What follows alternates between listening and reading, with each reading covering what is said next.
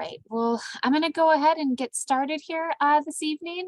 We do have a special event. We have a lecture from Dr. Daniel Thorp, who's earned both a master's and a doctorate from Johns Hopkins University in American colonial history. He teaches at Virginia Tech, where he's currently associate professor of history. He has also taught at East Carolina University, at Sunderland University in England, and spent 6 months as a Fulbright Scholar in Wellington, New Zealand. Though trained as a colonial historian, he also teaches the history of the American West and introductory surveys of the history of the United States. He is the author of 24 articles on a range of topics in the 18th and 19th century, 18th and 19th century American history, and 3 books. The Moravian Community in Colonial North Carolina, Lewis and Clark, An American Journey, and Facing Freedom, an African American community in Virginia, from Reconstruction to Jim Crow.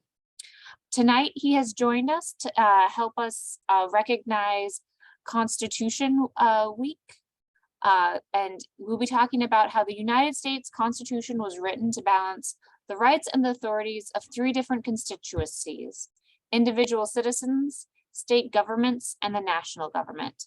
This discussion will focus on how the founders intended that balance to work, and how that balance has shifted over the years since the Constitution was written. And without further ado, I will let Dr. Thorp take it away. Thanks, thanks, Ruth. And I will also mention for him, so he doesn't have to, is that he did come down with a cold. And so he will be a little bit froggy, but perfectly understandable. Hopefully they'll still be able to understand me and I'll still have a voice at the end, but we'll give it a try anyway. Okay, I'm going to see if I can share a screen with you.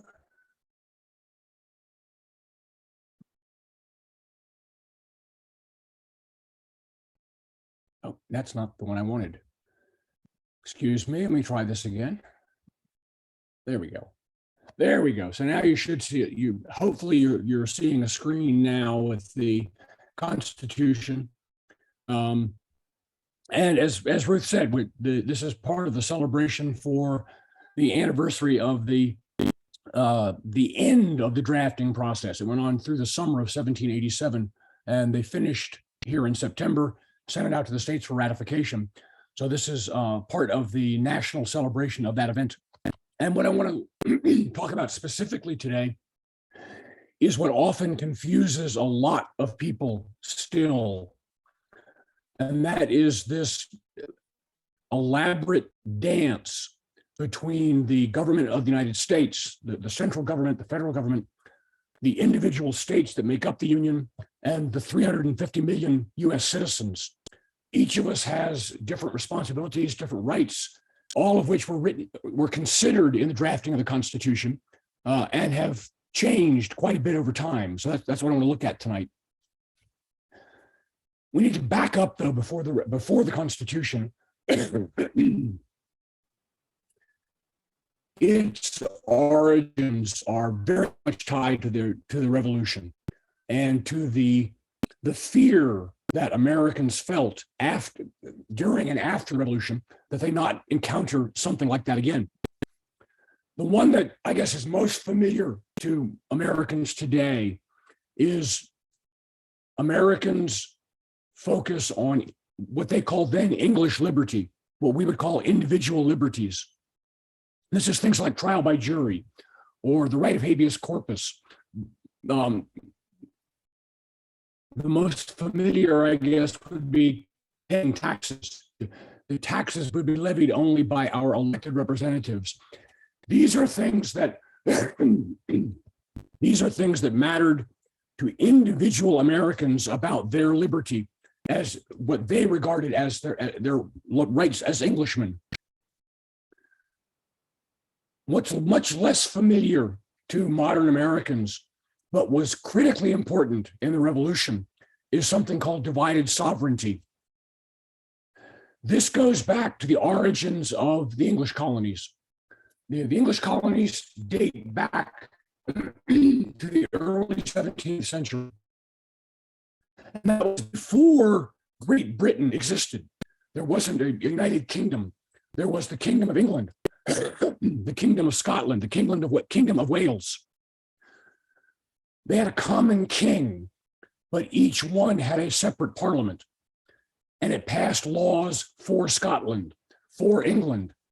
The Welsh, that parliament had been abolished by now, but there was very much a notion that power was divided between a local elected parliament in each of the kingdoms and a common monarch. Well,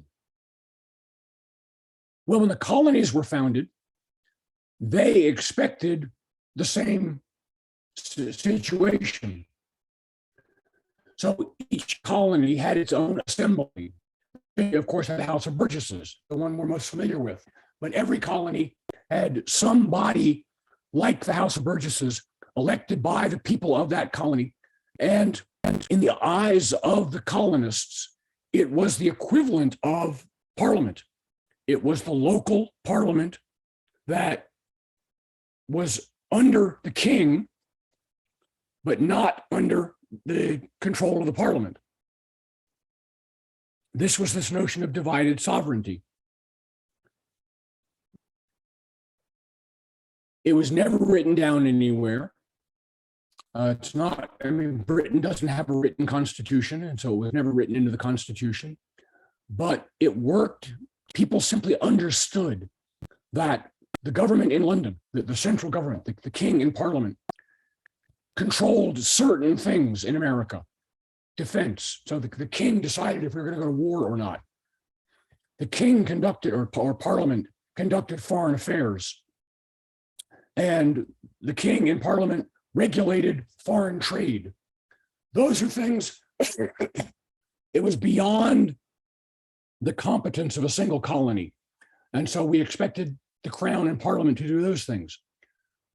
But everything else was done locally, including taxes.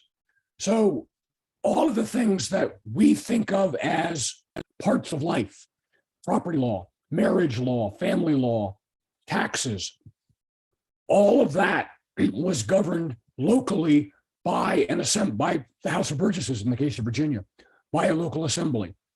And this was this notion of divided sovereignty that had developed in the British Empire. That's what Britain seemed to violate in the 1760s, early 1770s. Beginning with taxes, but expanding other things. When Britain began trying to levy taxes from Parliament, Americans objected that that was not keeping with English liberty, that taxes should only be levied by our elected representatives, which in our case was the House of Burgesses. And so this is what ultimately led Americans to rebel, was this belief that the rights of individuals had been violated and the rights of colonial assemblies had been violated. It wasn't just one or the other. It was both, very much both.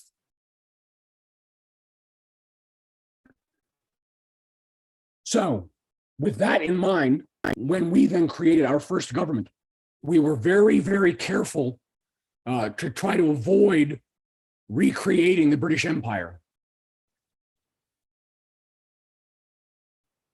And so our first government, the Articles of Confederation, it said very clearly that individual states would remain sovereign.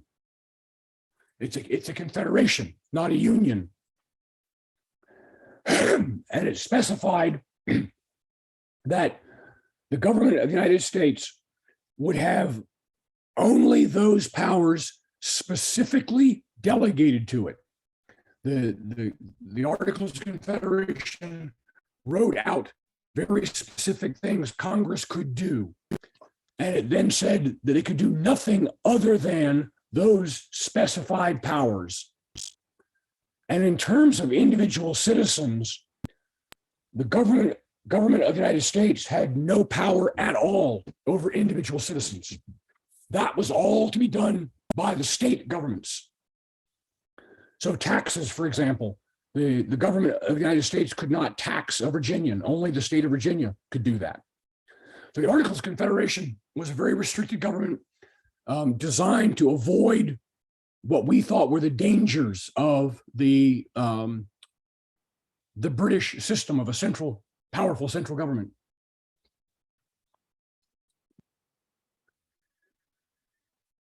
It didn't work. The Articles of Confederation lasted less than a decade, and it was simply too weak a government. The average American may not have noticed, but many of the leading Americans, people like George Washington, John Adams, were very concerned, and so began very quickly to try and find an alternative. So in 1787, we tried again. This, of course, was the Constitutional Convention that met in Philadelphia that summer of 1787 and tried to come up with some form of government that would be more effective than the Articles of Confederation, but not as threatening as the British Empire had been. What they focused on most was this issue of divided sovereignty. The men who gathered in Philadelphia did not believe that it was the business of the government of the United States to deal with individual citizens. Luther Martin, who was a delegate from Maryland, Luther Martin said, for example, the general government was meant merely to preserve the state governments, not to govern individuals.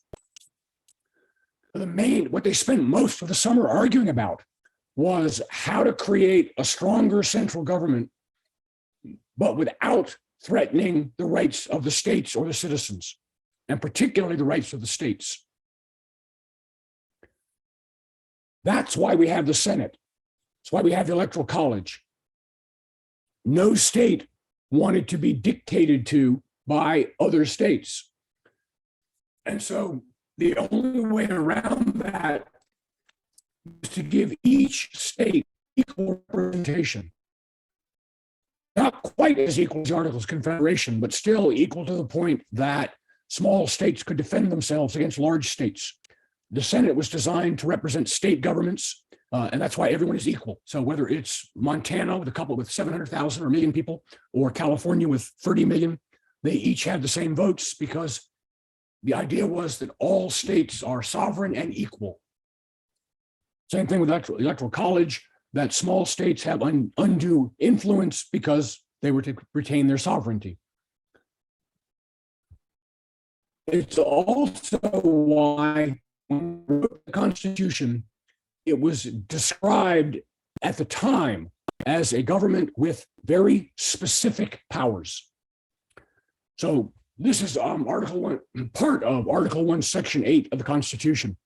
And it's what are called the enumerated powers. It's the things that under the Constitution, Congress absolutely has the right to do the following things: to levy taxes, to borrow money, regulate commerce, establish post offices, a variety of things. This was very much in keeping with the Articles of Confederation, very much in keeping with the concern that Americans had about any government getting too big for its britches and assuming additional powers than those beyond those written in the document. But they did recognize that there might be special circumstances. And so if you look at Article 1, Section 8, there's a long list of these enumerated powers, the specified powers of what Congress could do. And then at the end, there's what's called the elastic clause. This was tacked on, and the original wording was quite different. The original wording for this was that Congress could legislate for the general interest of the Union or cases in which states are separately incompetent or in which the harmony of the Union might be interrupted by the exercise of individual legislation. So they did not want states passing national laws that conflicted with one another, would create chaos. What's on the screen now, what the Constitution actually says, this was written by what was called the Committee of Detail. They were the people responsible for cleaning up the language, and they kept no notes. So we don't actually know who wrote this or what they had in mind. But what it says, as you can see, is that Congress had this list of powers it could do, and then it could do anything else necessary and proper to carry out those powers. What's also called the necessary and proper clause or the elastic clause. The founders all promised, though, that this was not going to give Congress carte blanche, that the states would still be sovereign, the people's rights would still be protected, that the government could only do those things spelled out with a little bit of modification. Now, after all that debate about what to do with the states, the convention said almost nothing about citizens and the rights of citizens, which had been one of the elements of the revolution. So I mentioned, for example, Luther Martin said that it just wasn't Congress's business to deal with individual citizens. There was a very, very brief discussion of the Bill of Rights. Almost every state constitution had a Bill of Rights, spelling out fundamental liberties of citizens. The Constitutional Convention talked about it briefly one afternoon and ultimately decided it wasn't necessary because the Constitution limited what the government could do with specified powers. They said, since that's all it can do, it can't do anything to violate citizens' rights. It can't take away free speech because it doesn't say that it can do that. It can't take away free religion. So there's no reason to think it would do that. And so there was absolutely no discussion of creating a Bill of Rights when the Constitution was first written. The convention then closed in September and sent the document out to the states to be ratified. And the states were and the people in those states were much more skeptical of the Constitution. They read it and saw a variety of things that scared them. And one of the things that scared them most was the absence of a Bill of Rights. Every state had one. The revolution had in part been fought because the English government tried to threaten the rights of English men and women living here in America. And so many of the people who went to the state ratification conventions wanted a Bill of Rights.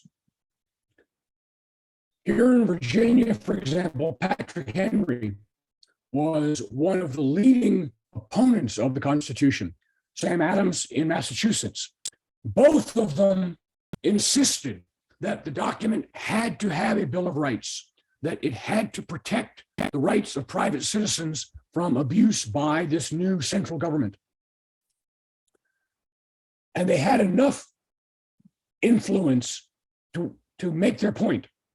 In both New York and in Virginia, the vote was so close that the only way to get the Constitution ratified was to promise a Bill of Rights. And as they promised, and as we know now, once the amendment was ratified, once the Constitution was in place, one of the first things the government did was to draft a Bill of Rights. What we think of as the first 10 amendments was a part of the Bill of Rights. It actually included 12 proposed amendments.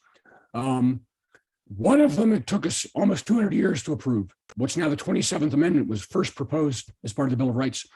And one of them is still had not been ratified. There's still one amendment out there calling for for expanding the House of Representatives.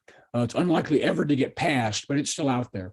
Anyway, James Madison and the first Congress provided a Bill of Rights that, again, met those two major concerns that came out of the Revolution. The first 9 amendments were to protect individual liberties. And so these are the ones like the First Amendment, that guarantees free speech, freedom of religion. The Second Amendment with freedom to bear arms. The Fifth Amendment to protect you from self-incrimination. And then number 9 was intended to be our elastic clause. When Congress was debating the Bill of Rights, James Madison, who wrote most of the Bill of Rights, worried that listing certain rights might convince people that other rights didn't exist, that the only rights we had were the ones listed in the Bill of Rights. And so the Ninth Amendment was written to say that the enumeration of certain rights shall not be construed to deny or disparage others retained by the people, so that in theory, other rights could be discovered at later times and they'd still apply. And then number 10 was supposed to protect the state sovereignty by indicating that the powers not delegated to the United States nor prohibited to the states are reserved to the states or to the people. That didn't work out very well. They left it. What it said is the powers not delegated. The old Articles of Confederation had said powers not expressly delegated, and that word expressly was left out and created a real change, as we'll see. So by 1789, the Constitution as we know it with the Bill of Rights had been drafted. And remember, when we're talking about the rights of citizens, the Bill of Rights did not apply to state governments originally. So all it says is Congress cannot deprive you of free speech or free religion. Nothing said that the state of Virginia or the state of Maryland could not deny a citizen. And states did deny free speech. They denied free religion for years after the Constitution was written. That Americans accepted because it was done by the state government. And Americans had always believed that their state governments were the best defense for their liberties. Many of those changed over time. The states became less restrictive, but nothing in the Bill of Rights initially restricted what state governments could do. So we got to remember that. This elaborate balancing act only lasted about 20 years. And in 1819, John Marshall, who was then the Chief Justice of the Supreme Court, expanded the elastic clause dramatically. In a case dealing with how much power the state of Maryland had versus the federal government, Maryland wanted to tax the Bank of the United States, a branch of the federal government. And what Marshall wrote in this case was that if the end was legitimate and it wasn't specifically prohibited by the Constitution, Congress could do whatever it wanted to. That all of, the Constitution creates a small number of specified powers and then a huge area of unspecified powers that states might enjoy, or people might enjoy, or Congress might enjoy. And what Marshall said in McCulloch was, unless it was specifically banned to Congress, Congress could do anything to meet the goals of the Constitution, which meant almost anything. There are very few things that are barred in the Constitution. Congress cannot establish titles of nobility, for example. Congress cannot determine who can vote. Voting is a state matter. Titles of nobility, it's just flat out forbidden. So there are a few things that even under McCulloch, there are a few things Congress could not do. But basically what John Marshall was saying was divided sovereignty really didn't exist, that almost all sovereignty belonged to Congress. And that became a huge debating point for the next half century, up until the Civil War. Both Northerners and Southerners, supporters of slavery, opponents of slavery, tried to claim state authority, state sovereignty. Southerners tried to ban certain acts of Congress that they thought infringed on slavery. Northerners tried to ban the fugitive slave law. The fugitive slave law allowed Southern slave owners to go north and just grab a Black man who happened to be a citizen of Massachusetts, claim he was a slave, run away from Alabama, and take him back to Alabama. And so both Southern states and Northern states tried what was called nullification, to claim that a state could nullify an act of Congress. And ultimately, that's what led to the Civil War. Southern states believing that they had more authority than Congress over many matters, including slavery. Obviously, that didn't work out. The Southern states, in the name of states' rights and to protect slavery, seceded from the Union and were defeated. And the Civil War absolutely demonstrated that sovereignty was not divided the way the founders had talked about. Sovereignty, yes, the states had some limited sovereignty, but ultimately they were subordinate to the central government. That was made very clear in the year after, 2 years after the Civil War. Congress passed what are called the Reconstruction Amendments. The 13th Amendment, which abolished slavery, the 14th Amendment, which made African Americans citizens of the United States, and the 15th Amendment, which said you can't deny someone the right to vote because he's Black. Each of those included a statement that Congress had the explicit power to enforce those provisions. No constitutional amendment ever said this before. Congress had never claimed the authority to come in and force a state to obey a law of Congress. Now, in the Reconstruction Amendments, Congress made it very clear that in the future, if any state tried to nullify an act of Congress, Congress had the power to enforce, to make by force, to enforce its will. So the Civil War changed dramatically the relationship between central government and state governments in a way radically different from what the founders had talked about. The central government now became much more powerful in this relationship. It also changed individual liberties. Remember, I mentioned a few minutes ago that when the Bill of Rights was drafted, it did not apply to the states, that a state could still shut down the press. A state could still have an official state religion. States could violate any of the amendments in the Bill of Rights because it was only applied to Congress. That changed with the 14th Amendment. The 14th Amendment declared that no state could deprive a citizen of life, liberty, or property without due process of law. So they could still take you to court, convict you of a crime, and punish you. But they could not simply pass a law saying that you have no free speech or you have no freedom of religion. The Bill of Rights was now applied via the 14th Amendment, was applied to the states. So the Civil War changed both the relationship between states and the federal government and between citizens and the federal government. It took away power from the states and it gave power to the citizens. It gave citizens greater protection of their civil liberties.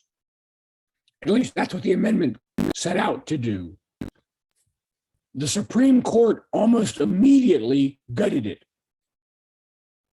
During the 1870s, the Supreme Court, in a series of cases, ruled that the 14th Amendment did not, in fact, mean what it meant, or what Congress thought it meant. That it only applied, it had very limited application.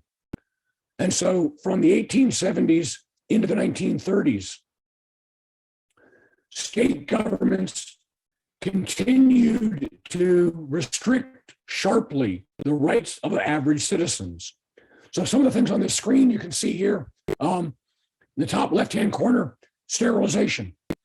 The many American states, including Virginia, decided that certain people were, because of their race, because of their ethnicity, because of their intelligence, because of their moral or immoral behavior, should not be allowed to have children, because they would simply carry those bad traits on to others. And so states allowed forced sterilization. Southern states adopted the Jim Crow legislation, there in the lower left, where everything from water fountains to the doors into buildings, baseball fields, everything was segregated into black and white. By law, if you broke those laws, you could be arrested. The one on the lower right, the Anthony Comstock believed that birth control was immoral and got Congress to pass a law and states to pass laws making it illegal to publish anything about birth control, to sell birth control, to in any way advocate birth control. And then during the First World War, there on the top right, we passed sedition acts that made it treason to question any action of the US government or our allies. In fact, one filmmaker made a film about the American Revolution and was arrested under the Sedition Act because it made the British look like the bad guys. And the British during the First World War were our allies. And so that was a violation of the Sedition Act to make our allies look bad. So for half a century, actually longer, from the 1870s well into the 20th century, civil liberties were sharply curtailed by the states and the national government in spite of the 14th Amendment. That finally began to change under the Warren Court. Earl Warren, who's in the middle there on the bottom row, was Chief Justice of the Supreme Court from 1953 to 1969. And he fundamentally changed how American government interpreted the 14th Amendment and how they protected the rights of American citizens. Warren and the Warren Court, it's best known probably for ending racial segregation. The Brown versus, or at least in education, the Brown versus the Board of Education decision that declared that separate but equal was inherently unconstitutional in education. But it was also the Warren Court that first articulated a right of privacy. In 1965, a family, the Griswold family in Connecticut, brought suit about a state law in Connecticut banning the sale of birth control to married couples. And in that decision, the Supreme Court ruled that even though the Constitution never talked about privacy, there's no mention of privacy in the Constitution, that it was implied in a number of provisions. In the First Amendment, for example, they were called penumbra rights. A penumbra is a shadow. And what the Warren Court said was that simply understanding free speech or understanding the Fourth Amendment, which guarantees that you can't have an illegal search of your home, privacy of the home. Warren said, look, you can't conceive of the privacy of a home and still ban birth control to a married couple. That in the meaning of the First Amendment and the meaning of the Fourth Amendment, there's an implied right of privacy. That's where our right of privacy came from, is from the Griswold case in 1965, with the Warren Court expanding its definition of the rights of a citizen. And it did that repeatedly over an almost 20-year period expanding the rights of the accused, expanding the rights of the poor, expanding the rights of minorities, expanding the rights of women, all through things that were not specifically written in the Constitution, but were implied through the various amendments in the Bill of Rights. The Warren Court also gave central government more power. The Warren Court followed in the language of the Reconstruction amendments that Congress has the right to use force, or the government has the right to use force. So during the debates about school integration, for example, President Eisenhower federalized the National Guard in a number of states and sent the National Guard in by force to integrate the schools. So the Warren Court provided both greater rights to citizens and greater power to the central government and set a whole new tone for the United States. And not everyone liked that. And so beginning with Barry Goldwater, unsuccessfully, and then continuing with Richard Nixon, Ronald Reagan, and Richard Nixon, and others, the idea of what's called the new federalism began to emerge. Federalism is the term for that divided sovereignty. And what Goldwater talked about, what Nixon talked about, what Reagan talked about was often that the central government, the government of the United States, had gotten too powerful, too big, and that it was time to return more authority to state governments. Goldwater, of course, had no chance to do that. He wasn't elected. Nixon did it a little bit, but it was really Ronald Reagan that started this shift of power back to state governments. Not continuously. It started with Reagan, Clinton slowed it. It then picked up again under the Bushes. Obama slowed it, though not entirely. And then it picked up again under the Trump administration. But this beginning to shift back, not entirely to what the founders had said in 1787, but to something closer to the divided sovereignty that we remembered from the Revolution. Now, of course, things have gone even further. And it's very unclear how far the Supreme Court will go. The new Supreme Court has already stopped one right of privacy, the right of abortion. That was also based on the Roe decision was also based on a right of privacy implied in the Constitution. And the court has now said, in that case, no, it doesn't exist. It is the first time ever that the Supreme Court has taken away the fundamental right of American citizens. You know, for 200 years, we've been adding rights. We now have a court that for the first time took away one of those rights. And some of the opinions in the Dobbs case, which reversed Roe, some of the opinions in the Dobbs case suggest that all of the gains in privacy could now be eliminated, so that same-sex marriage, access to birth control, possibly even some civil rights legislation, could all be rolled back if it's not specifically spelled out somewhere in the Constitution as they understand it. So this balance between states and citizens and the federal government, it started in the Revolution. It has continued. It will continue for the foreseeable future. And it doesn't just go in one direction. You know, Americans would often like to believe that the story of our nation is one of increased liberty, increased freedom over time. And sometimes it is, sometimes it's not. And we don't yet know what's going to happen in the next decades. I'm going to stop this now and reappear on screen.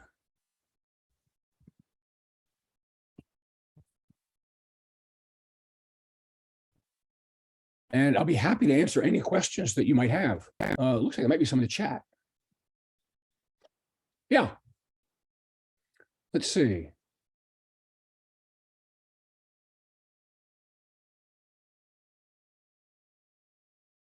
The first question is, at what point did the public recognize what Congress, what the convention was doing? The Constitutional Convention met in secret. Everyone knew that they were meeting. There were actually elections in each state to choose representatives to go to the Constitutional Convention. But all anybody knew was that the convention had been called to amend the Bill of Rights, or excuse me, to amend the Articles of Confederation. Nobody knew that they were writing a whole new government. And they actually seemed to have kept that secret for the whole summer. So that it wasn't until September, when the Constitution was released to the states for ratification, that that Americans understood what Congress, what the convention had actually been up to. Madison's notes were not published. No one's notes were published for years after the debates. So the debates themselves, nothing was reported in the newspapers other than they're still meeting. And it was only afterwards that newspapers began publishing not minutes of the convention, but both supporters of the Constitution and opponents of the Constitution began writing pamphlets and newspaper articles to either support or attack the Constitution. And that's mostly what the public read. That's what the Federalist Papers were. The Federalist Papers were written to argue the point in New York while New York was ratifying the Constitution. Other states had similar debates and similar publications. Let's see the next question.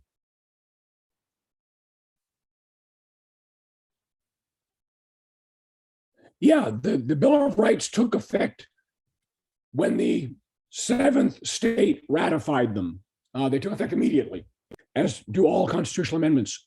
And so even some states to this day have not ratified all of the amendments, but whether a state ratifies or not, once the requisite 3/4 have, then it takes effect immediately. And it was spread. Congress actually made up a formal copy of the 10 that were approved and sent one to each state government. There actually was a huge law case a couple of years ago. The copy of the Bill of Rights that was sent to North Carolina was captured by a Union soldier during the Civil War and taken back and kept as a family souvenir. And when someone tried to then auction it a couple of years ago, the state of North Carolina brought suit to get it back. But anyway, so that's how the word was spread officially by the government and by the newspapers out to the states. And no, I could not tell you who the first to print the Bill of Rights was. Probably a New York or Philadelphia newspaper publisher. And they were ratified in 1789. They were drafted in 1789 and then ratified in 89 and 90. It took a while for all the states, for enough states to ratify them.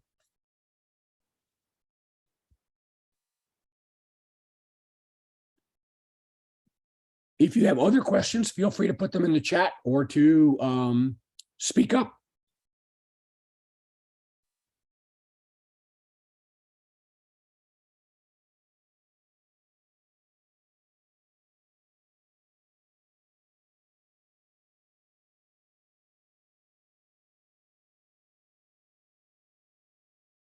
Well, if no one has anything else to ask, we can all go home. I thank you for putting up with my voice. I'm glad it held out. And I hope you enjoy the rest of your Constitution celebrations. And if I can do it, if you have any further questions, feel free to contact the library. They know how to get in touch with me. I'll be happy to work with it, to correspond with anybody. Thank you very much for your attendance, for your attention, and have a nice evening.